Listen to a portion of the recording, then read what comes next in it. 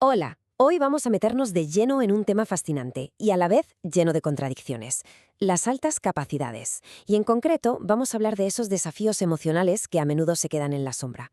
Juntos vamos a desmontar algunos de los mitos más extendidos sobre lo que significa tener una mente brillante. Y aquí de entrada la pregunta del millón, la gran paradoja. A ver, ¿cómo es posible que una persona con una capacidad intelectual fuera de serie pueda llegar a tener una autoestima bajísima? Suena totalmente contradictorio, ¿verdad? Pues bueno, vamos a investigar qué se esconde realmente detrás de esto. Para poder entender esta paradoja, lo primero es pararnos a pensar un momento. ¿Cuál es la idea general, el paradigma que casi todo el mundo tiene en la cabeza sobre las altas capacidades? Lo más habitual es pensar que tener altas capacidades es como si te tocase la lotería, o sea, un pasaporte directo al éxito, a la felicidad y a una adaptación social perfecta. Pero, ¿es de verdad tan sencillo? Pues va a ser que no. La realidad, como casi siempre, es bastante más compleja. Detrás de esa mente que parece ir a otra velocidad, a menudo se esconden unos obstáculos emocionales muy específicos que son la clave para entender todo el asunto. Y aquí llegamos al corazón del tema, al meollo de la cuestión, porque el foco del problema no está donde la mayoría de la gente se imagina. Y esta idea es fundamental, que quede clarísimo desde ya. Tener una alta capacidad intelectual por sí sola no es un factor de riesgo para tener problemas psicológicos. El problema no es la capacidad en sí. Esto nos obliga a separar el mito de la realidad. El mito es pensar que la alta capacidad es el riesgo, pero la realidad es bien distinta. El riesgo de verdad está en la interacción. Es ese choque, esa fricción que se produce con un entorno que ni comprende ni satisface unas necesidades muy concretas, y de ahí es de donde nace el malestar. Vale, entonces, esa fricción con el entorno, ¿en qué se traduce? ¿Cómo se manifiesta en el día a día? Pues vamos a desglosarlo en los 4 riesgos emocionales más comunes que provoca. Empezamos con el primero, que por desgracia es un clásico, la ansiedad. Pero ojo, no hablamos de una ansiedad genérica. Esta tiene unas raíces muy particulares. Esta ansiedad se cuece con varios ingredientes. Por un lado está esa tendencia a sobreanalizarlo absolutamente todo.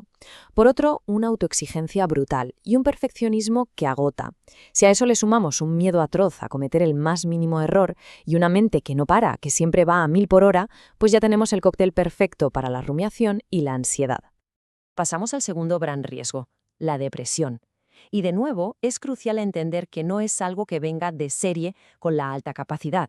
Su origen, una vez más, está fuera. Pensemos en una mente que necesita retos, que pide estímulos y no los encuentra. Pensemos en lo que supone sentir que no te comprenden, día tras día. Esa desconexión social, esa frustración que se va acumulando, con el tiempo puede desembocar en una profunda sensación de vacío, de falta de propósito. Y ese es el caldo de cultivo ideal para los síntomas depresivos. Y aquí volvemos a la paradoja con la que arrancamos. Porque sí, aunque suene increíble, la baja autoestima es sorprendentemente habitual en estos casos. Hay una frase que lo resume todo a la perfección: la sensación de que nunca es suficiente. Es un sentimiento constante de que da igual lo que uno haga, da igual lo bien que salga, nunca se está a la altura. Es agotador.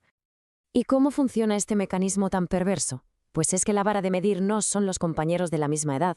No, la comparación se hace con ideales imposibles, con expertos, con adultos. El resultado es un círculo vicioso agotador de autocrítica que lleva a una sensación de insuficiencia constante.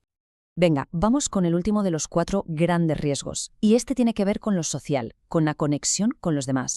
A menudo hay una dificultad real para conectar con gente de la misma edad. Los intereses son distintos, las conversaciones van por otro lado. Esto puede llevar a preferir la soledad.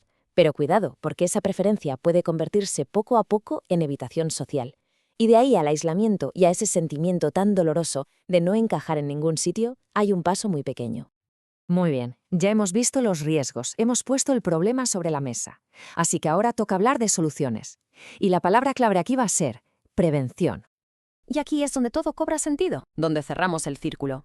Si hemos dicho que el problema es la fricción con el entorno, está claro dónde está la solución, ¿no? En transformar ese entorno. En pasar de un ambiente hostil o indiferente a un ecosistema que de verdad apoye, entienda y estimule. Y esta es quizá la idea más potente de todas.